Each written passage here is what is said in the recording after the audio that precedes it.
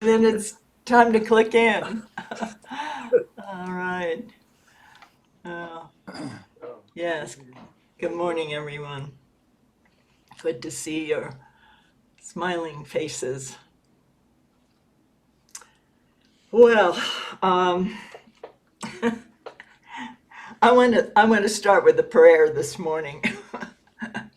um, we uh, uh, we need a prayer this morning to get through this. It's a section that I sometimes find the wording of paragraphs. I understand the course's metaphysics. I understand what it says. I understand my part.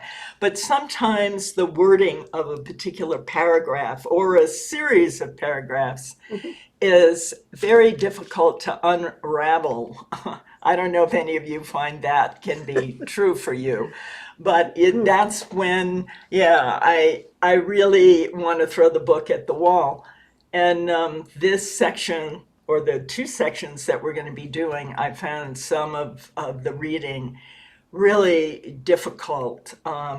I could hear at one point, Tim and I were reading it together. And he says, "I can hear Helen screaming at this point," and you have to sit down and write out when it says it what it's referring back to, and you really have to do some deciphering. And so that was this section. So we're going to start with a prayer, and it's going to be um, lesson 305, and it's on page 452. And since it's about vision, which is what we're learning now, what vision is and what reason is, I thought it would be an appropriate lesson for us. So, lesson 305. There is a peace that Christ bestows on us.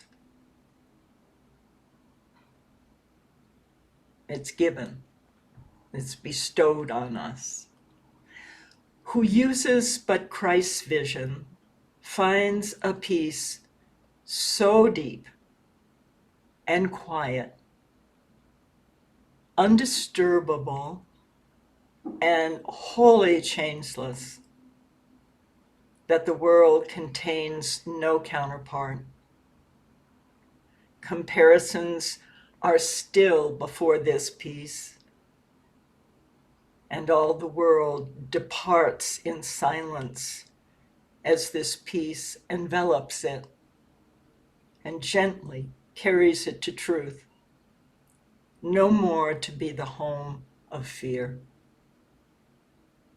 For love has come and healed the world by giving it Christ's peace. Father, the peace of Christ is given us because it is your will that we be saved. Help us today, but to accept your gift and judge it not, for it has come to us to save us from our judgment on ourselves. And we'll take a few minutes of silence together.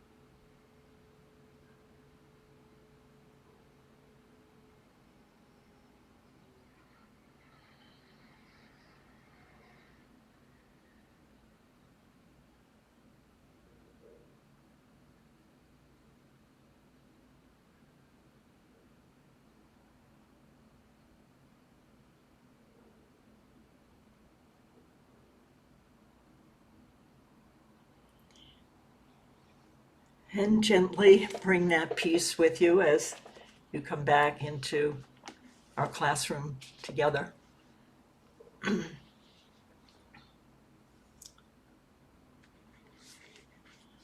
first thing I want to reiterate from chapter 21 is the prayer.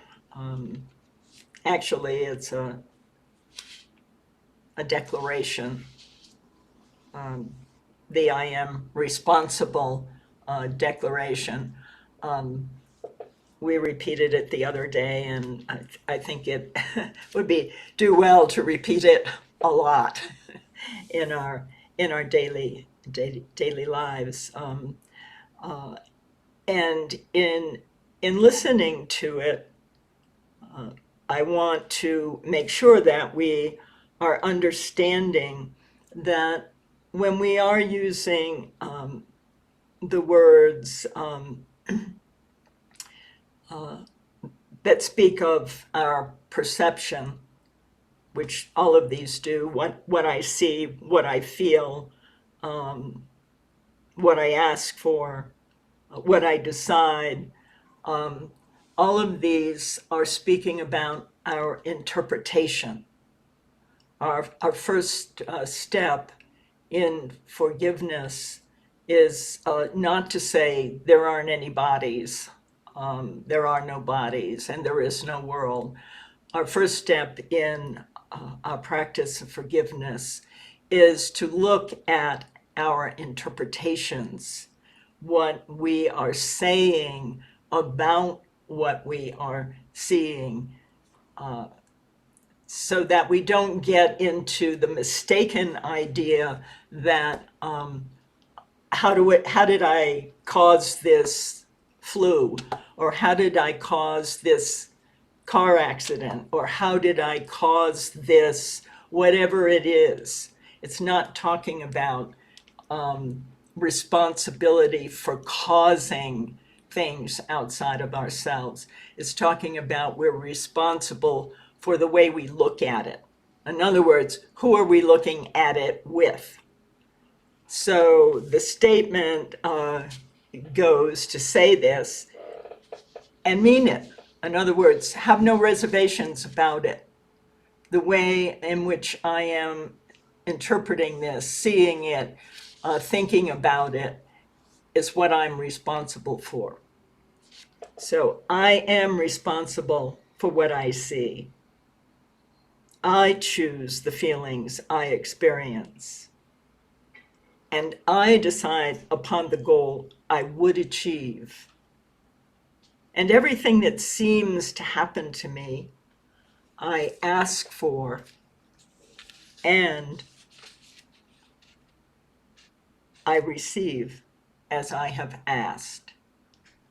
So the way in which seeing happens, and I will repeat that again as well because we can't hear it enough.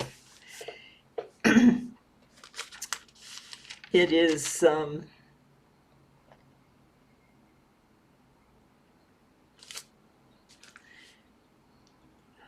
on page 231.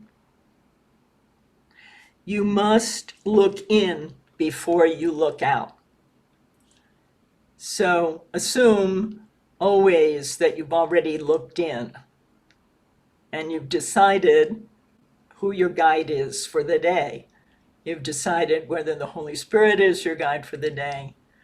And we ask for that in the prayer. We ask for Christ's vision.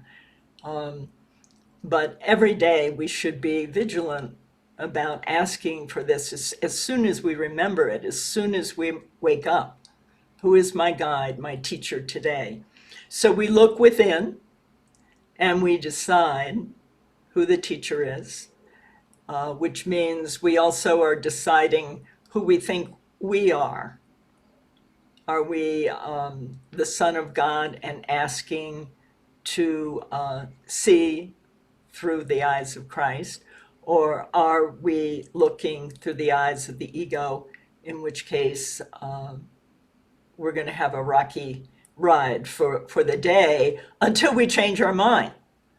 So sometimes we get up and we're not exactly on the right side of the road in that sense. And we begin to feel like, something's just not right. Well, what's not right is we have not invited the right teacher to be with us. And throughout the day, it's good to check in and see, who's riding shotgun with me, who's sitting in the seat next to me. And so we choose the guide for seeing, and then we look out, and then we behold his witnesses. So the witnesses to the teacher we've chosen will be the miracles, actually, the changes in perception that we see as we go through our day. And I'll give you an example. I had a situation the other day when I found out that I had sort of, I wouldn't say lost, a chunk of money was missing where it should have been. And it was a considerable chunk of money, at least it was for me. And it was hacking. Somebody hacked into something and got some money. And I fortunately had chosen the right teacher that day. And there was no victimization in it at all. It was, I didn't cause that to happen. I didn't make that situation happen, but I sure had the opportunity to look at it from a right-minded perspective or a wrong-minded perspective. And it was not something that I had to go in and correct. It was just naturally there. Now, I wouldn't say that would always be the case in something like that, but it was a good teaching moment where I really got to see the value of being right-minded to begin with. And ultimately, we need to get to a place where our interpretations become right-minded, consistently right-minded, or we're having another way to look at it would be true perception, where what is not of God cannot affect me in any way.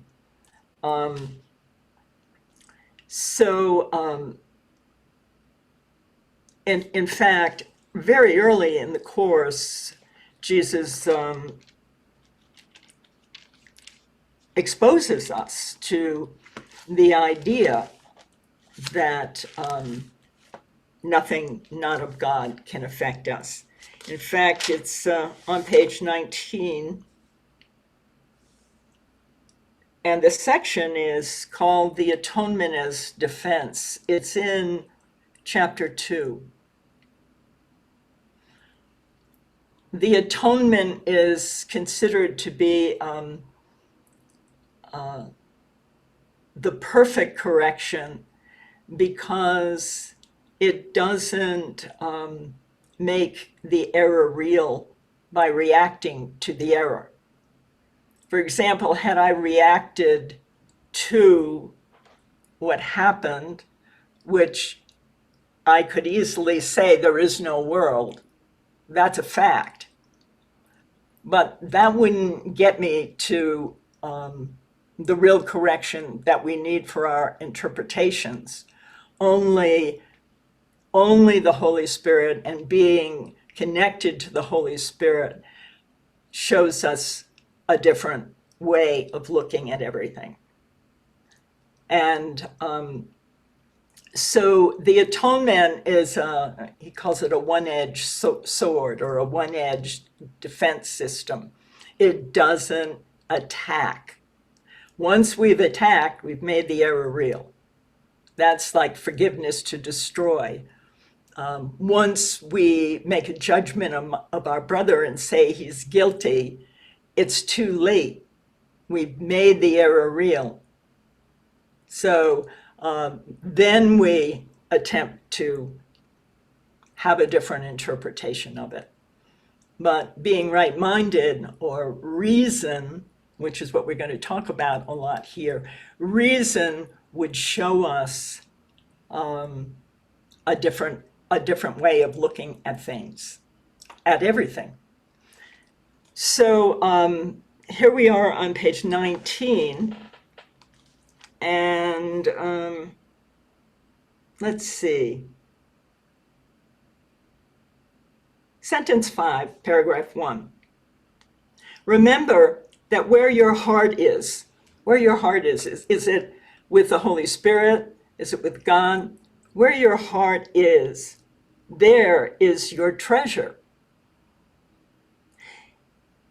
You believe in what you value. So again, this is a question of value as well. Do I value the Holy Spirit's teaching, or do I value the ego's teaching? If you are afraid, you are valuing wrongly. Your understanding will then inevitably value wrongly, and by endowing all thoughts with equal power, will inevitably destroy peace. That is why the Bible speaks of the peace of God, which passeth understanding. So the goal of the Course, as we know, is peace. Christ's vision will give us peace. This peace is totally incapable of being shaken by errors of any kind. It denies the ability of anything not of God to affect you. This is the proper use of denial. Now you're going to start to hear, I think in this chapter 21, in the last unanswered question, we're going to start to hear the Course's famous not know. And it always confounds students, at least in the beginning. What does he mean by not know? So, no is the denial of God. And not know is to deny the denial of God. So, in the case of a situation that's external to us, and believing, for example, the incident where the money is gone missing and there's no way to get it back, that would be a situation where something external, not God, not of God, that to react to that, to get upset about that, is to make the error real. Not know is to deny that or anything external to us can hurt us. So that's the double negative that appears many, many places in A Course in Miracles. It's kind of famous, as a matter of fact. So not know is a very powerful use of denial, which is the opposite of the ego's use of denial, which is we feel guilt, we bury it, and we project it on somebody else. That is the inappropriate or wrong use of denial. If you skip down, let's see, paragraph 2, true denial is a powerful protective device. You can and you should deny any belief that error can hurt you. This kind of denial is not a concealment, but a correction. Your right mind, reason, your right mind, depends on it. This is how you protect your right mind and stay right-minded. This cannot affect me in any way. Denial of error is a strong defense of truth, but denial of truth results in miscreation. So that's what the ego does. The ego is always denying the truth, denying that we are as God created us, denying that we already have everything. That would be, again, wrong use of denial. It results in miscreation, the projections of the ego. In the service of the right mind, the denial of error frees the mind and reestablishes the freedom of will. The will is free when it's not victimized, when it's not bound by illusion. So I thought that worked nicely with what we're going to look at this morning. Another place that supports our understanding of what we're going to be learning is in the manual, actually, in the Development of Trust. And it's on page 10. And this is a tough one to learn.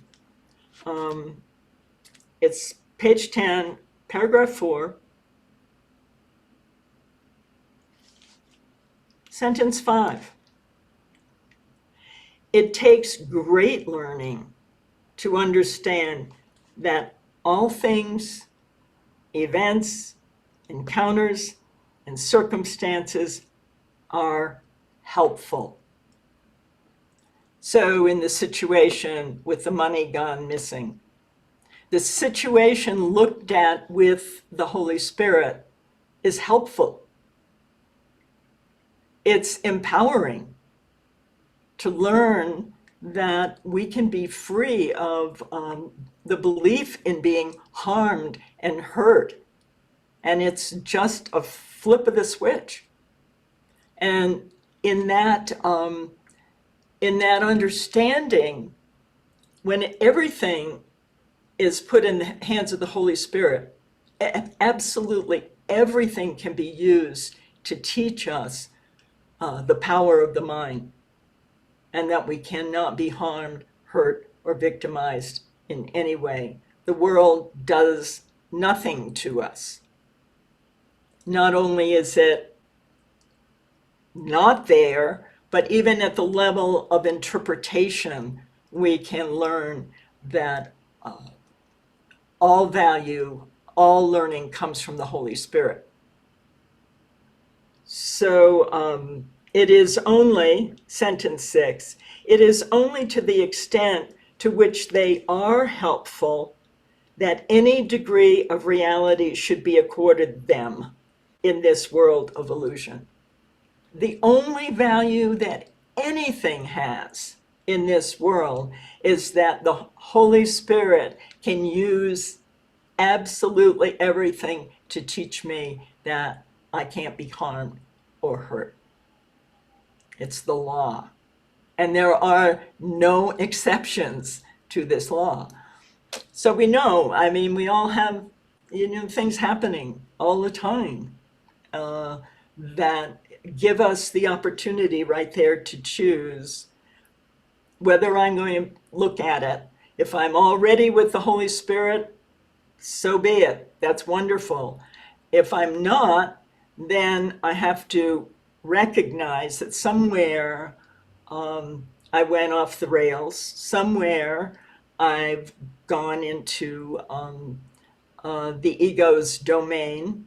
And pretty much the ego's is the default setting that we all have when we begin with the course. So we flip back into ego mode pretty quickly. So we have to do a reset. We have to hit the reset button and get back with the Holy Spirit over and over and over. And so the word value can be applied to nothing else. So there's no value in me winning the lottery. There's no real value in things going my way all day long and getting what I want. The real value is the learning from the Holy Spirit that nothing can take away the peace of God. Any thoughts or questions that you have want to share? Situations where you've been in a circumstance like this, and all of a sudden you're really surprised, like, wow, I did not give that the power to take away my peace, and it was natural, it was effortless. Thoughts? Yeah. Yeah, Bruce. Let, about a decade ago, um, our websites were hacked. And so just kind of tying into this story, and I realized that at that moment, there's that feeling of vulnerability and all that kind of stuff that the ego immediately jumps in and says, oh, I am this separate self, right? And I did the normal things. I found a place that cleaned up after a day and a half of all the files and cleaned it all up, and learned to use even stronger passwords and better best practices and all that kind of stuff. And the password manager I use, I upgraded and all that kind of stuff. But while I was doing that, kind of like, if you need insurance, you do the level of confusion stuff, you do the magic that you need to do. But remember, like you're saying, is that it's not about the form, it's always about the choice in the mind for which teacher. And so, that became an opportunity for me to look at that and realize that no matter how good an encryption or strong a passwords or best practices, some hacker is going to figure out a way to get around that. And and so the world is set up for that. That's the whole point of an insane planet, was to keep perpetuating things that keep us insecure. I mean, that's the whole ego strategy. Yeah. But it may be foolproof, but it's not God-proof. And I think that's the point of the course, is Yeah. saying, if you can just remember to just not identify with all those calamities and misfortunes, and say, I'm not the effect of the world. I'm choosing what I want to make of the world, and the decision maker is really where our real identity lies. But it takes a lot of practice, and sometimes we just need to do the Right. stuff on the level of form while we're trying to remember Holy Spirit's counsel, and just say, "Yeah, you're not this. Yeah, I'm not the victim of the world I see." But sometimes, it Yeah, takes a lot of thanks. practice. Thank you. Thanks for sharing that. Yeah, it's really good example. Tony, I think I saw your. Yeah, yeah. I was just going to say sometimes it's almost easier, excuse me, um, when it's something that you totally have no idea of how to handle it, something that really takes you by surprise. I have found that I'm able to surrender more at that point, because I know it's just totally out of my realm of expertise or whatever. And then I can just go to that place and then watch. And it's almost like you're watching how it's going to work out. Oh, I have a really good example. A few years back, I had a friend who passed away, and towards the end, she had never been ill, and I was kind of there with her towards the end, helping her. And when she passed, she was very devout Catholic, and they wanted me to take care of everything, her funeral and everything. And I was just totally overwhelmed and helpless, at that point. And I just, asked for guidance or whatever. I don't even know what I did, just turned to the Holy Spirit. And it was just amazing. It was like I was just observing as different people came into the picture, and they all, without my doing anything, they all just took their places, and it was all taken care of. And I really felt like I was in a moment of grace, I just carried through that whole process, and everything got done without me doing anything.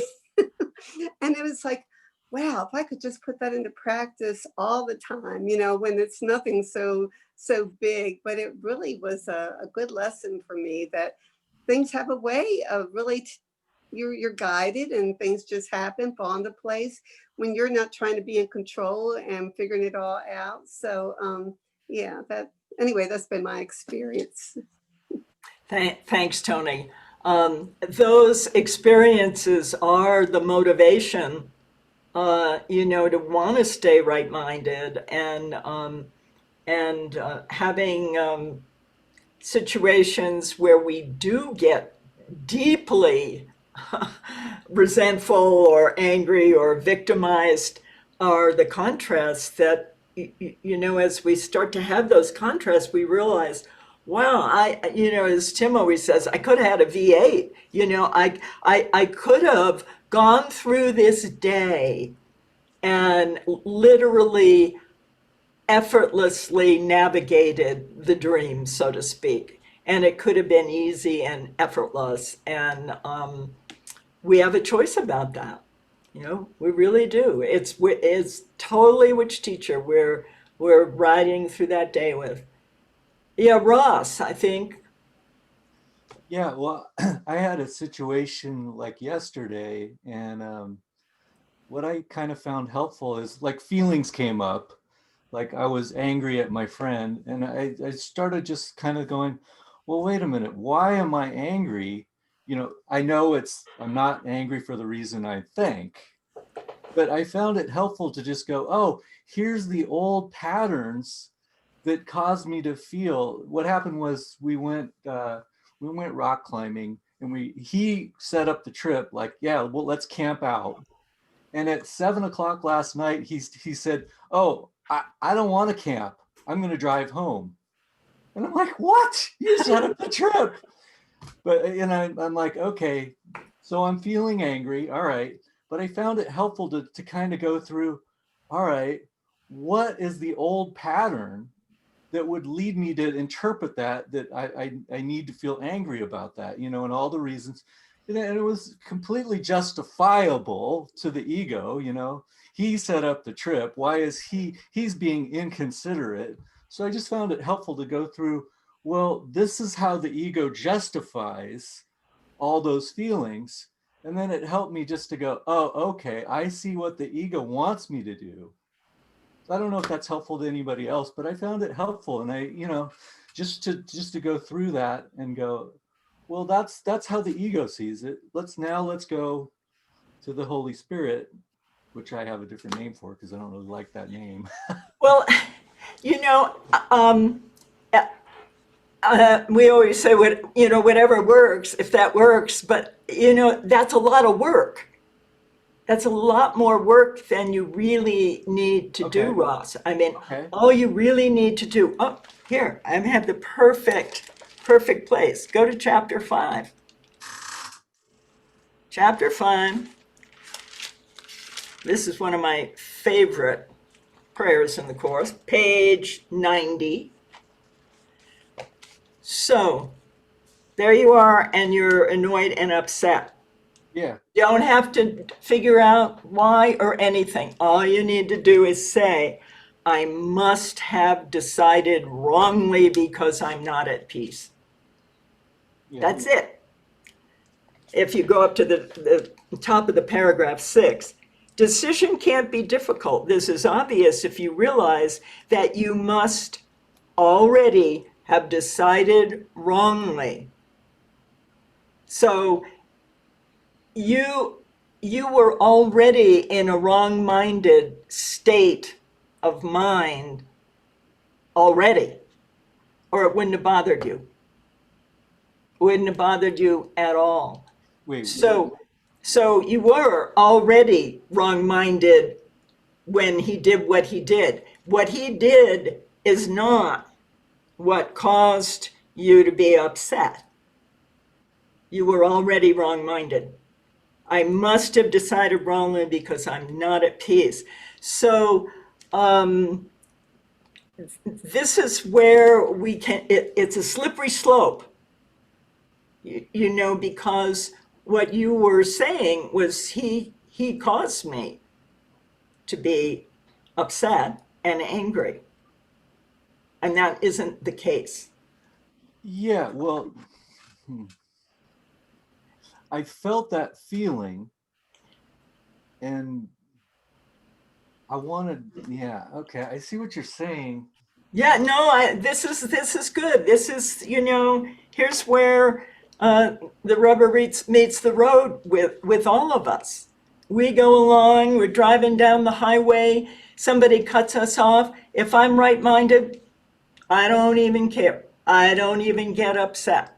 Well, unless you almost roll your car or you have to screech on the brakes and you're, Now, slamming into the person in front of you. even if you do, even if you do, there are no exceptions to this.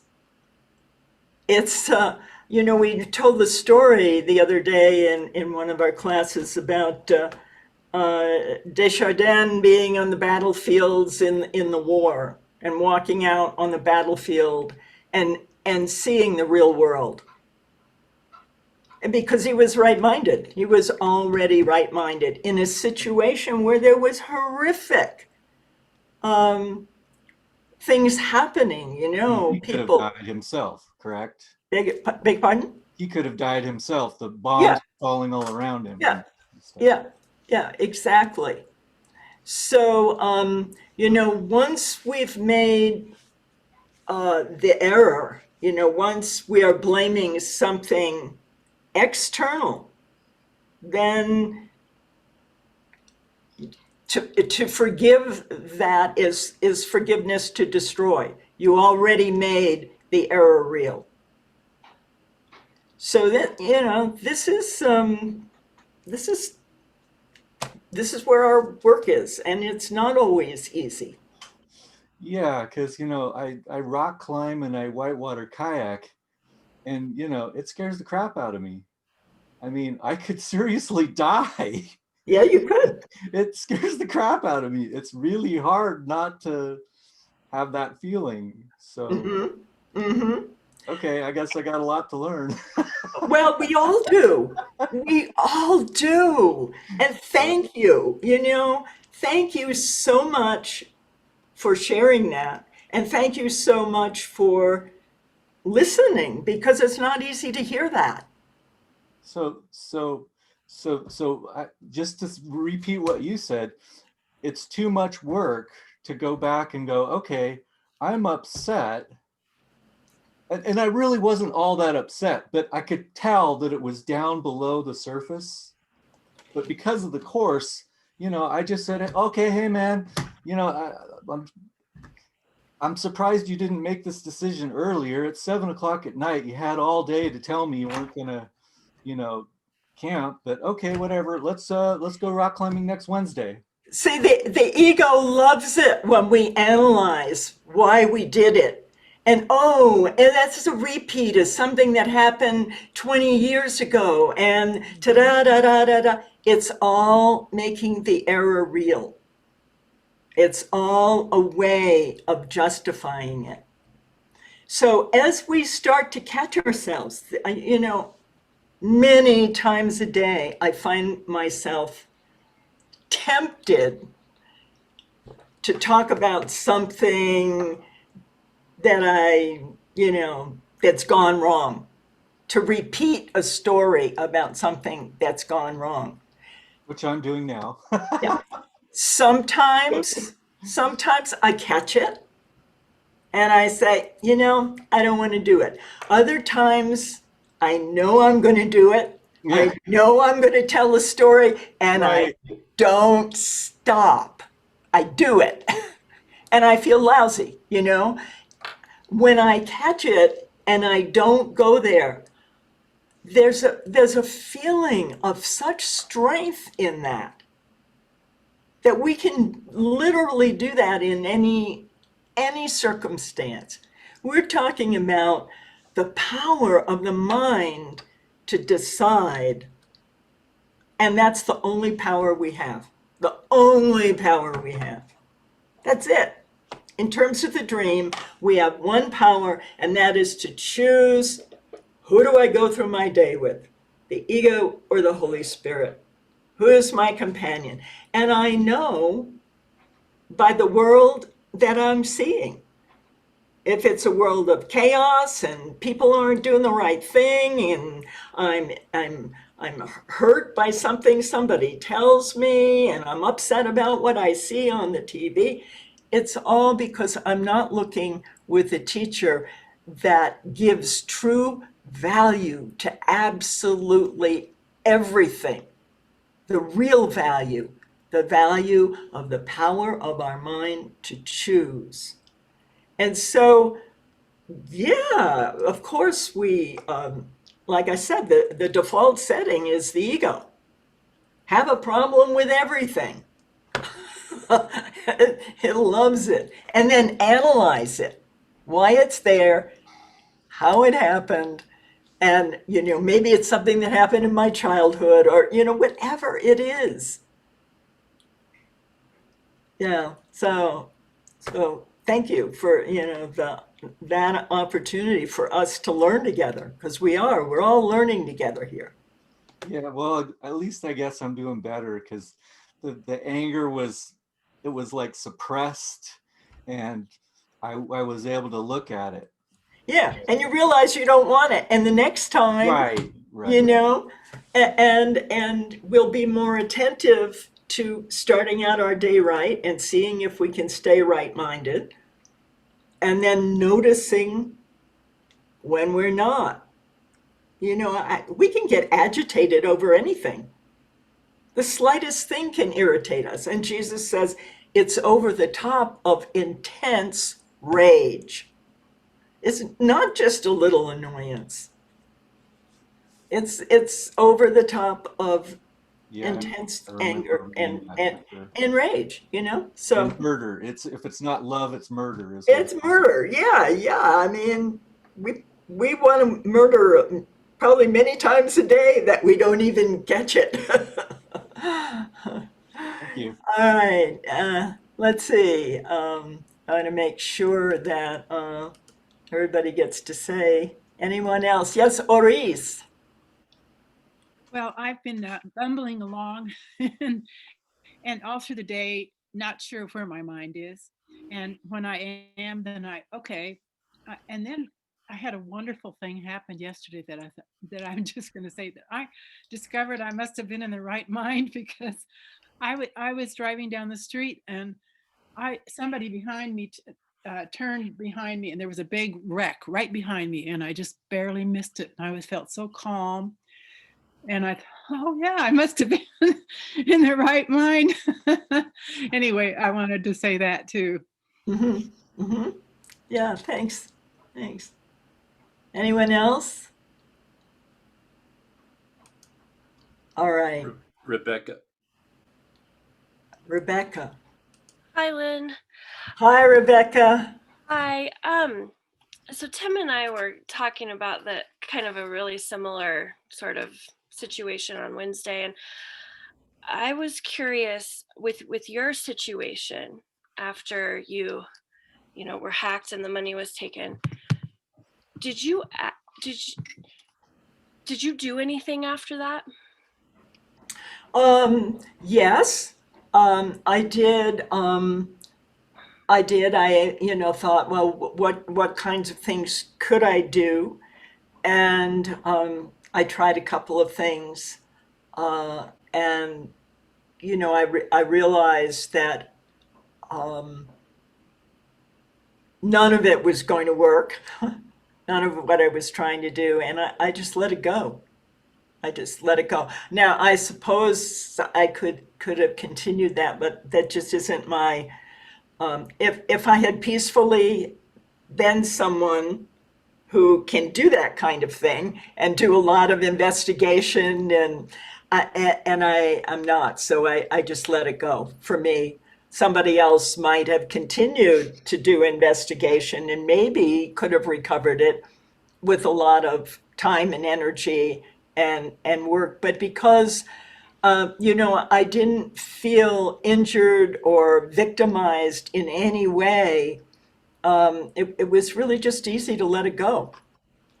Was there like a knowing that if you continued to go into it, that that your peace would be gone? In my case, it would have been, because I am not it's an area I'm not skillful in. And I would have gotten frustrated and upset, which is, that's my problem. But my brain doesn't work that way anymore. So it's like, and it could have reinforced some scarcity beliefs. Oh my God, I've really lost something, but that didn't happen either. I mean, there is, on one level, the only loss would be that I would forget that I have a Holy Spirit as a guide. That would be a terrible loss. Or, loss is on a different level than if you lose some money. Mhm. Okay, I don't thank know you. if that's Yeah, helpful. that's incredibly helpful. Thank you so much. Anyone else? So I was thinking about, I got upset about something somebody said, and or I thought I did, I could feel the justified reaction to it come right to the surface. So, based on that thing you read, I've already decided to throw the Holy Spirit out the window, and now I'm just waiting for anything to happen so that can vent. But I sure don't think it's that. I sure think it's because of what they said. Hmm. Otherwise, what they said wouldn't have bothered me. Right. So the premise is I'm not upset for the reason I think. I think it's because of what they said, and I felt totally justified in reacting the way I did. And then, so I admit maybe I'm not upset for the reason I think. Maybe I already threw the Holy Spirit out the window. But so what do I do then? Is the question. what approach do I take? I'm still upset. I'm just, even if I'm not upset for the reason I think, I'm still upset. So what do I do? Yeah, well, you go to page 90. Right here, page 9. We all have a page 90. You just flip right over to that page 90 Somebody tore that page out of my book. and say this, and he says, you say this to yourself as sincerely as you can. Like, he's not even saying you really mean it 100%, but as sincerely as you can.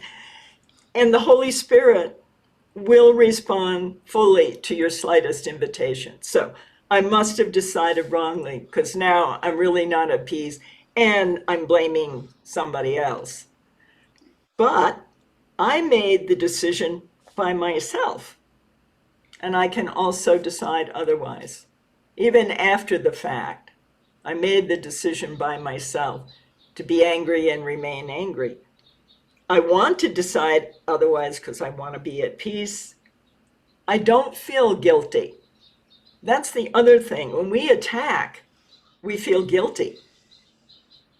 When we attack our brother, even if it seems justified,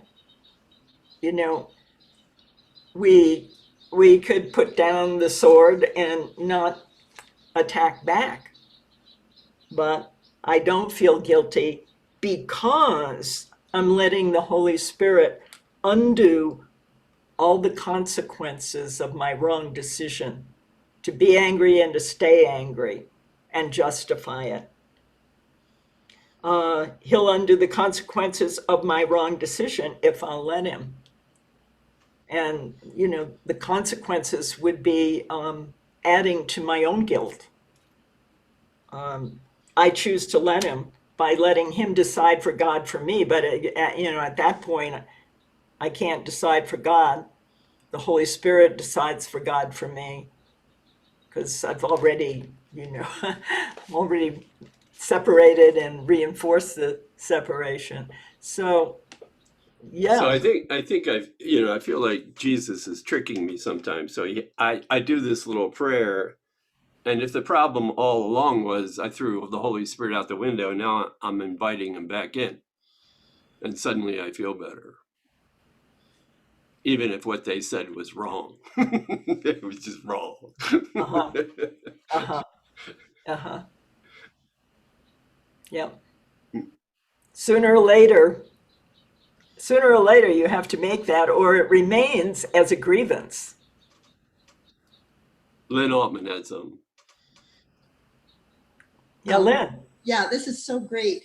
What I was realizing when you were telling, well, the stories that people have shared is that I'm relying on a positive outcome to show that it's really been worthwhile going to the Holy Spirit rather than staying with the ego. And so when you shared that it wasn't something that you needed to pursue, I've watched myself think, well, gosh, how do you know you're not being victimized? Or how would I know that I'm not being victimized? By that kind of tenacity in me to hold on to the victim mentality. I mean, I just saw it in another way that it's almost like I don't know what to say about it. It's just like I'm seeing that, and how much of my old sort of new thought thinking was that if I can get my mind to be in that sort of central place, then everything is going to be beautiful around me. It's all going to unfold the way I need it to. I'm going to be in the right place with the right people at the right time. And this is really about saying it's totally inner. It is totally inner. And if nothing changes on the outside, there is a way to feel that peace. And I mean, it's so much more vivid to me right now that it's totally inner. Right. You cannot, none of us can be taken advantage of. Who we are cannot be taken advantage of. If we defend ourselves, we've been taken advantage of. Right? We say we've been attacked. Right. If I defend myself, I am attacked. Now that happens at the mind level, what you're just pointing out. Whether I can be taken advantage of or not is a decision in my mind. It is a decision to be a victim. And we love it, you know? So it doesn't mean that if somebody comes at you with something, you wouldn't stop them, or that you wouldn't intervene if somebody was hurting, say, a child. You would intervene, but you still would not see yourself as a victim. You can still stop the action, but the question is, where are we in our mind with it? Are we choosing the road of being unfairly treated, taken advantage of, mistreated, misused, or are we just, stopping something from somebody being hurt? Sometimes it's not me being the victim. Like when Ross told that story, I wasn't even there, and I wanted to punch that guy. Ross was the victim. How unfair is that? Yeah, I mean, we get involved in other people's victimization, but we're still making that real. No, nobody's being victimized unless we want to see it that way. We all have opportunities for learning, for sure. Stephen has some. Steve? Yeah, for me, I have to realize, and when I'm in these situations, I can't do this. I almost always just go straight for ego, but I don't have to do this perfectly. All I have to do is have a little bit of willingness, because every time this happens to me, I almost always go in the wrong direction with ego, because ego doubles down. Ego's at the ready at all times, but Jesus knows that, and so he tells us things like, as sincerely as you can. Just take a little bit of a lean that way. In the Happy Dream, he says the same thing. He says, in spite of the fear, ask Holy Spirit. Doesn't matter how afraid you are, because ego is going to double down on that fear at that point. It's kind of like what Lynn Altman was saying, and kind of like what Tim just said. But I have to realize that ego's there all the time, relentless after me, especially when I'm about to go in the right direction. Thank you. Right. Thanks, Stephen. Anyone else? All right. Well, this will come up more and more frequently, for all of us as we go along this journey together. And one of the wonderful things about us learning together is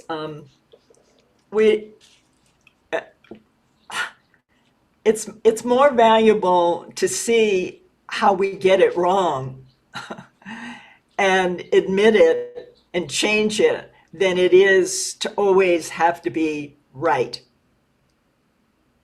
Because then we're going to be trying to cover things up, And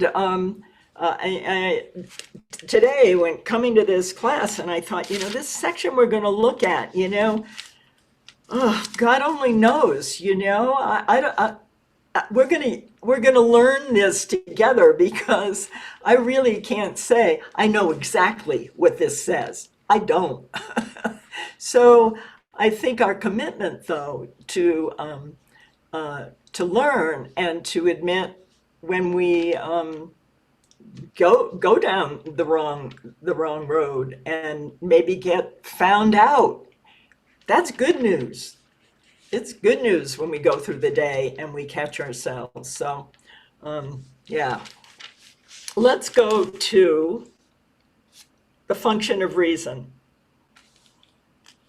It's on page 456.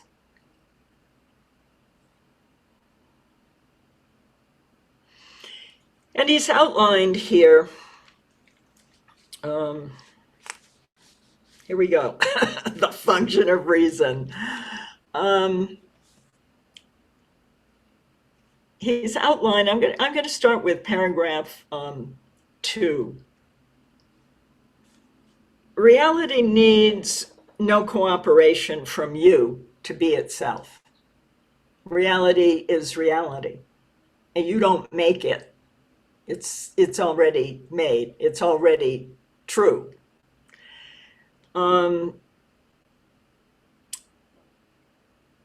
your awareness of reality needs your help, because it is your choice.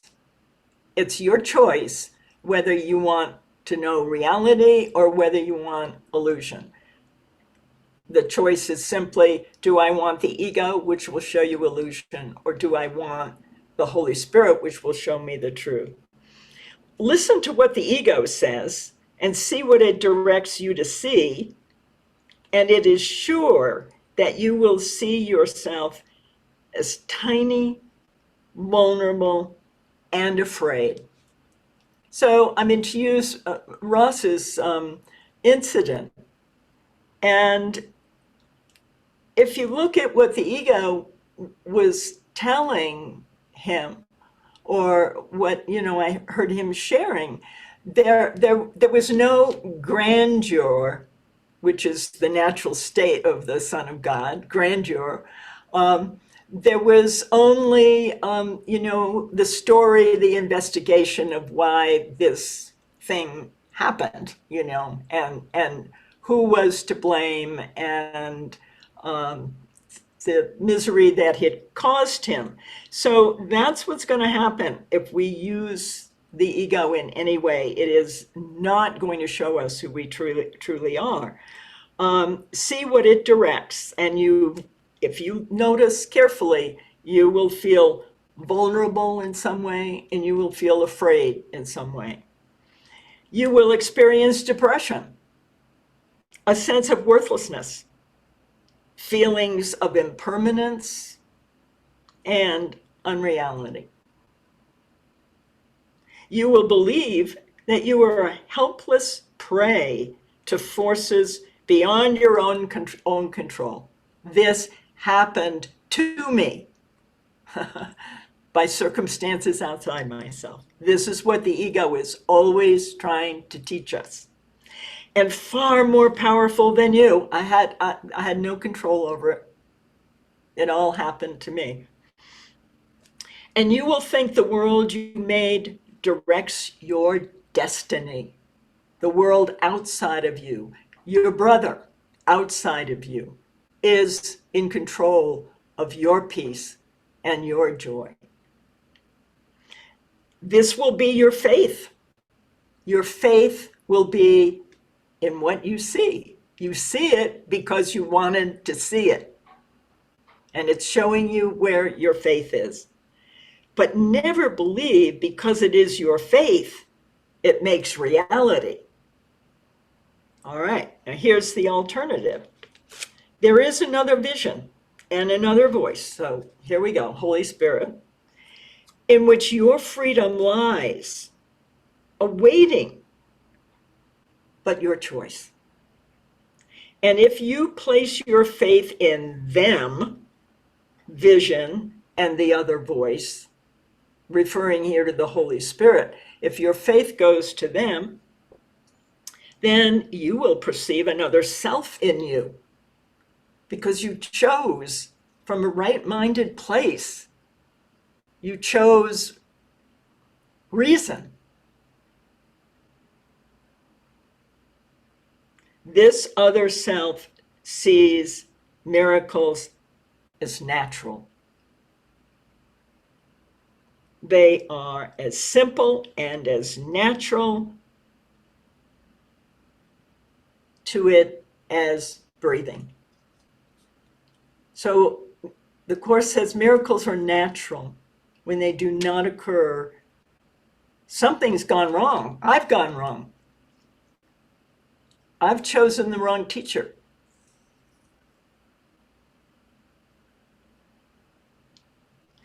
They, meaning miracles, are the obvious response to calls for help.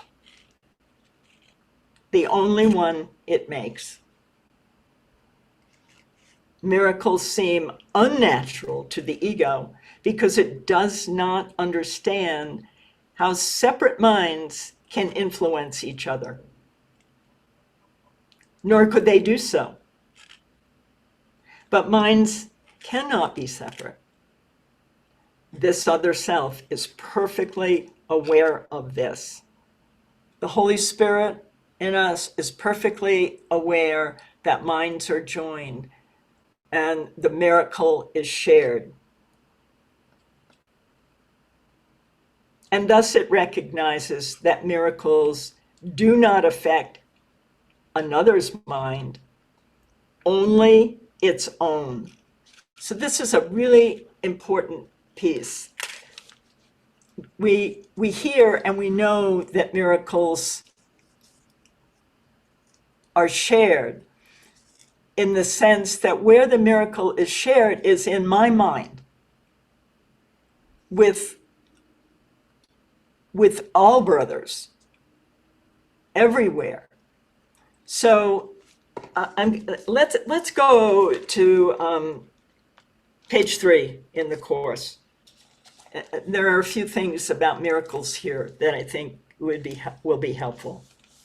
It's page 3, very, very beginning of the text.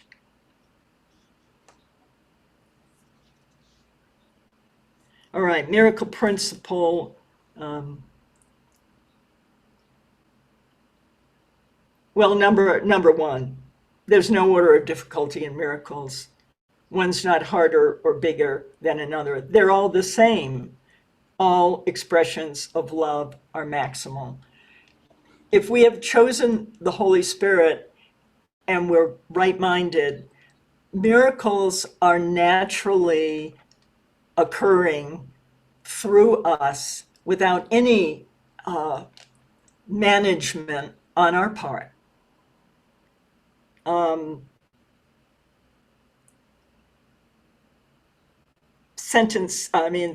Number 3, miracles occur naturally as expressions of love. The real miracle is the love that inspires them. In this sense, everything that comes from love is a miracle. The 5th one, miracles are habits. They should be involuntary. We don't control them. We don't do them. They should not be under conscious control. Consciously selected miracles can be misguided. That- Miracles are natural. When they do not occur, something has gone wrong. So the miracle responds to calls for love everywhere. Calls for love going out everywhere, and the miracle responds to that. But the only mind that changes is your mind. The only mind that changes is my mind. It isn't the mind of the other person is changed, but it's changed. Where is it changed? In my mind.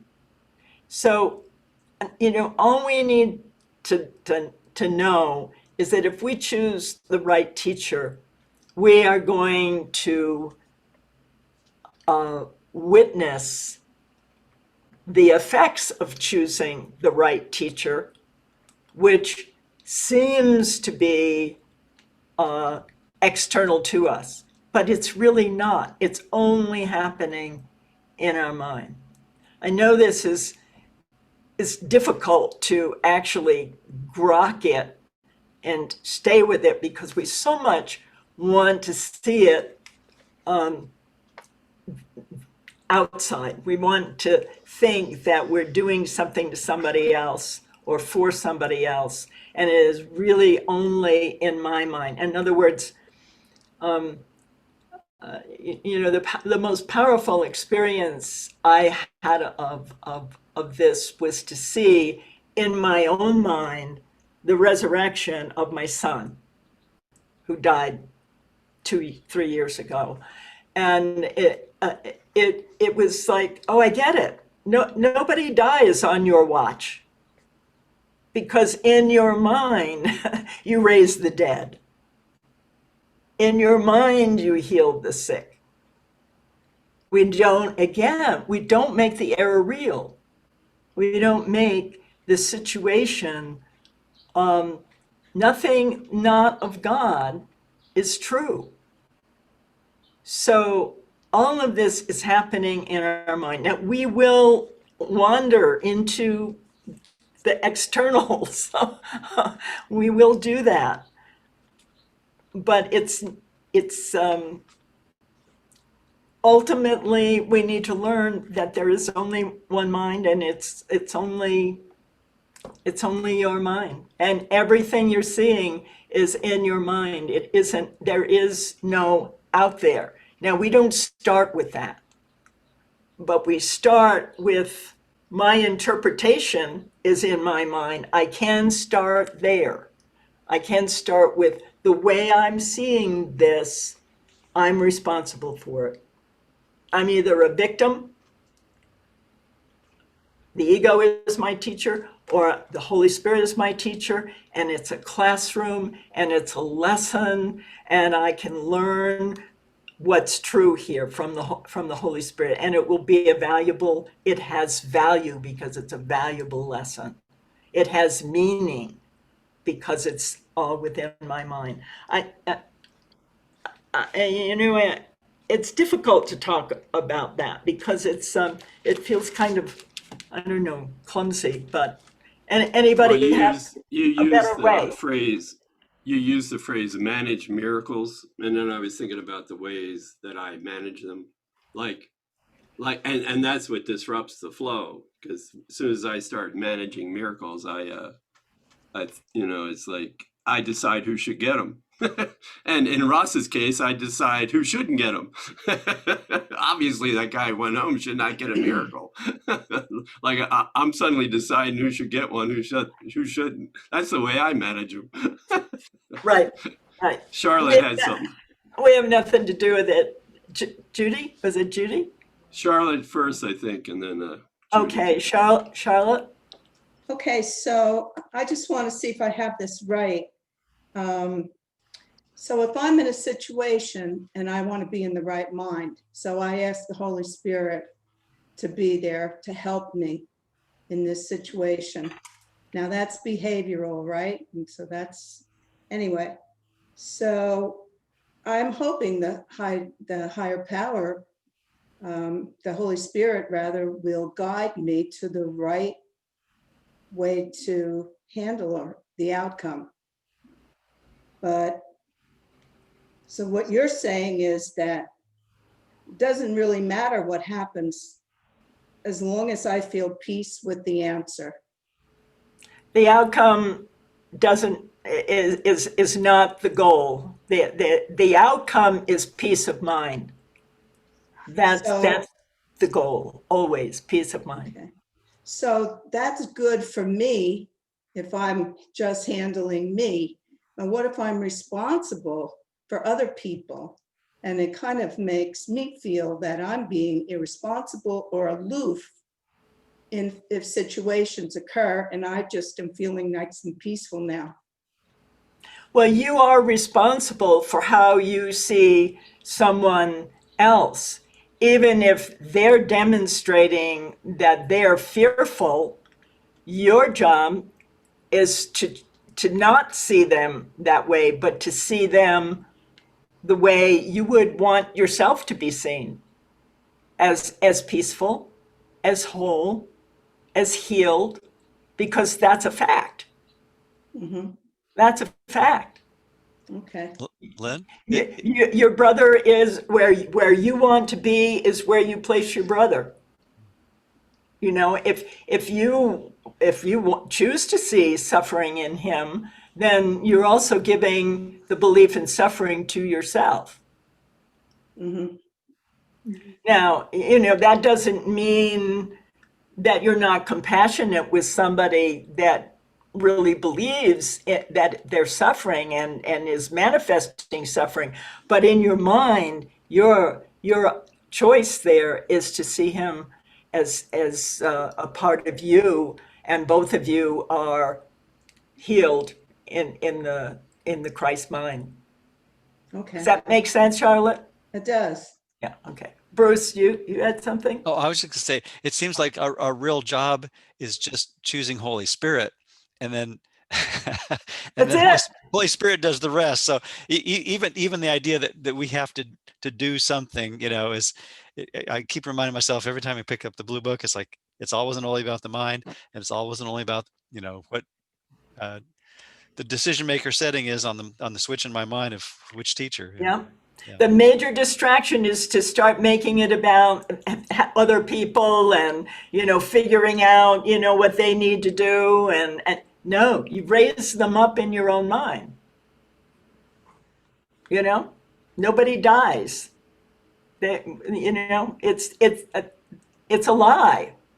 There is no such thing as death. It's a belief that if you want to continue to believe in it, you know, you can go ahead and do that. But there is another way. He says you can heal the sick and raise the dead, but you do it in your own mind. Judy, I think you had. I think you just answered my question. Miracles can be retroactive in the sense that if I've got an issue with a friend of mine who died, forgiveness can bring me peace about that retroactively. Absolutely. Absolutely. Okay. There is, you know, time is the great illusion. I mean, they're here right now. Great. Good news. Thanks. Yeah, it's good news. It's good news. And it makes us totally responsible for how we see everything. Yeah. This is really helping me. Thank you. Right. Ken Wapnick was always emphatic that once I stopped trying to manage the miracle, once I lay down my investments and my judgments about the situation and anybody in it, that, and I'll know when that's clean. I mean, there's always a sense if I'm still hanging on to something that somebody should or shouldn't do, my sanity depends on what they do or not. So until it gets clean, You know, what I'll do after it does get clean, what I'll do after I lay down the judgments. Ken was always emphatic that it'll just come naturally. That's what it means, naturally. Like the behavior will reflect some kind of gentle approach to everybody in the situation. Everybody. I'm not, you know, I'm not judging anybody anymore, including myself.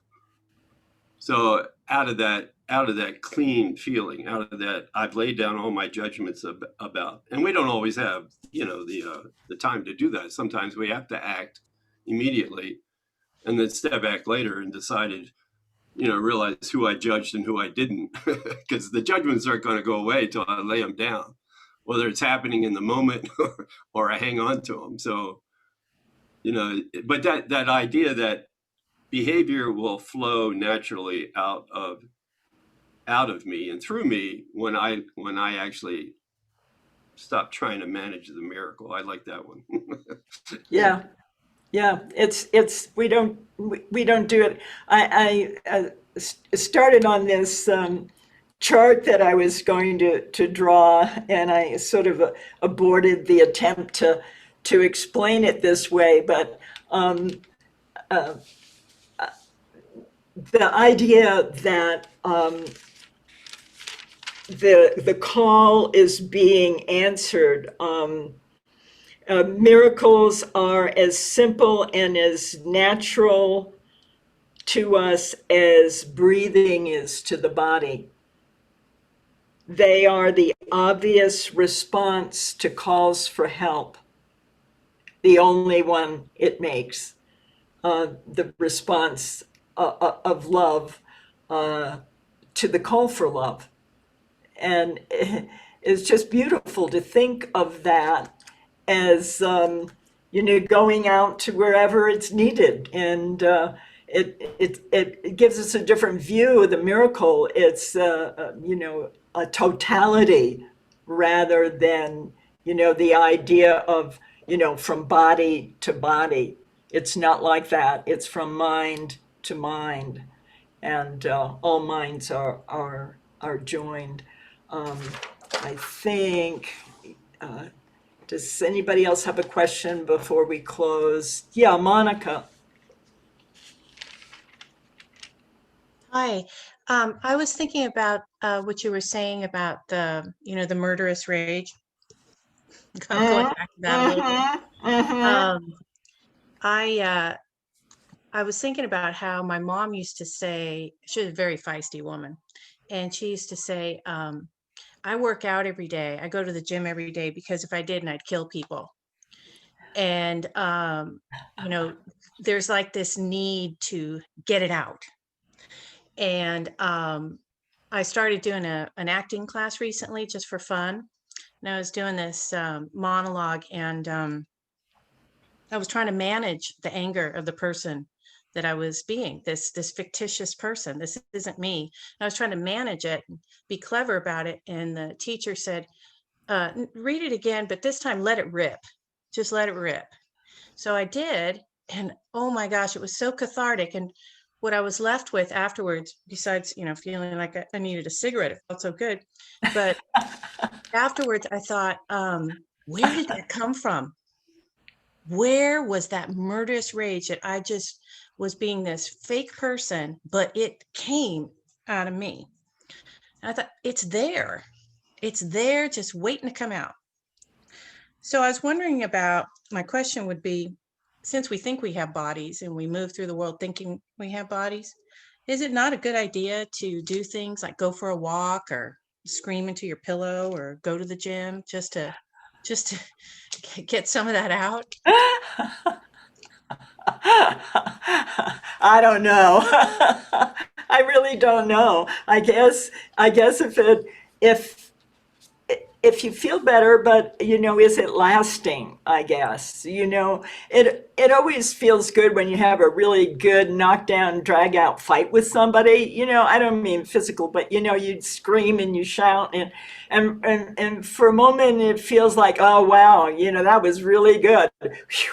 But then, you know, the next time you're mad and angry. Now, what you're talking about is I don't know how to deal with the acting part. You know, you're dealing with, Well, I think the value for me wasn't just knowing it was there, and that even, it's not mine, depersonalizing it, yeah, saying this yeah, is just there, but I'm not even playing me and it's there, yeah, you know. yeah, So yeah. depersonalizing it, I think there's value in that.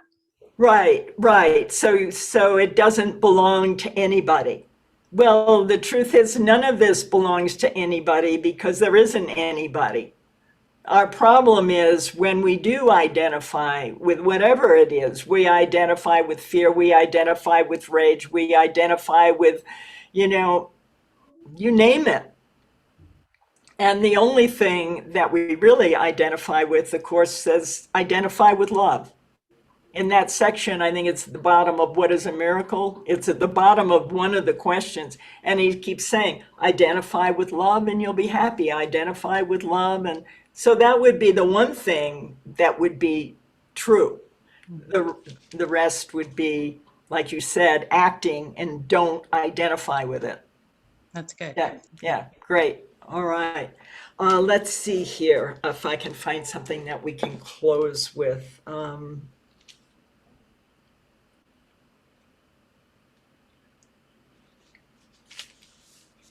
Oh, I know where I'm going. All right. Hold on a second. We'll be there in a second. I like this part about the real world. The real world. I'm on page 235.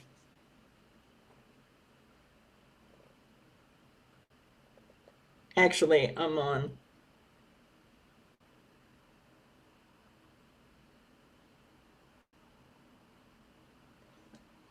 235, paragraph 8. The real world was given you by God in loving exchange for the world you made and the world you see. The real world is in the mind. It's not in form. It's in the mind. Only take it from the hand of Christ and look upon it. Its reality will make everything else invisible, for beholding it is total perception.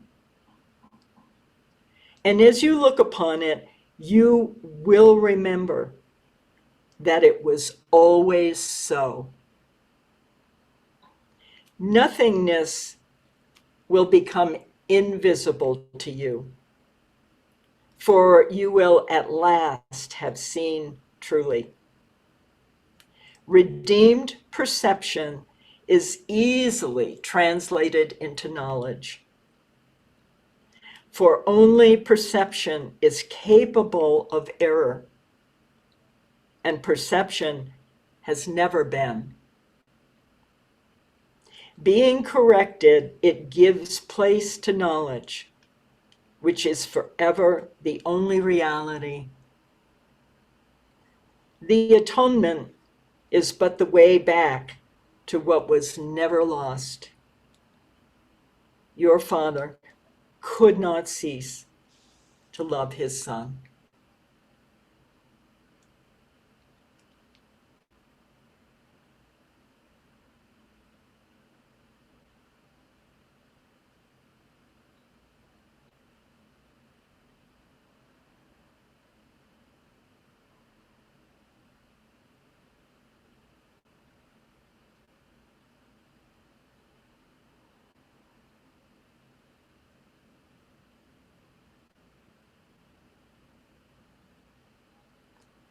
Remember that only what the Holy Spirit sees can be seen at all. Everything else is not seeing.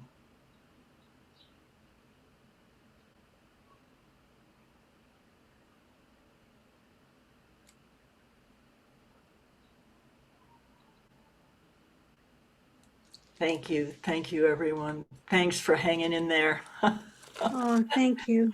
We made Thank it. Good class, thanks. Good to see everybody. Thank you, Lynn. Thanks, Take everybody. Thank you very much, Thanks, Lynn. Thank you, Ross. everybody. Thank Thanks you. for all your great shares and opportunities for us to learn together. It's awesome.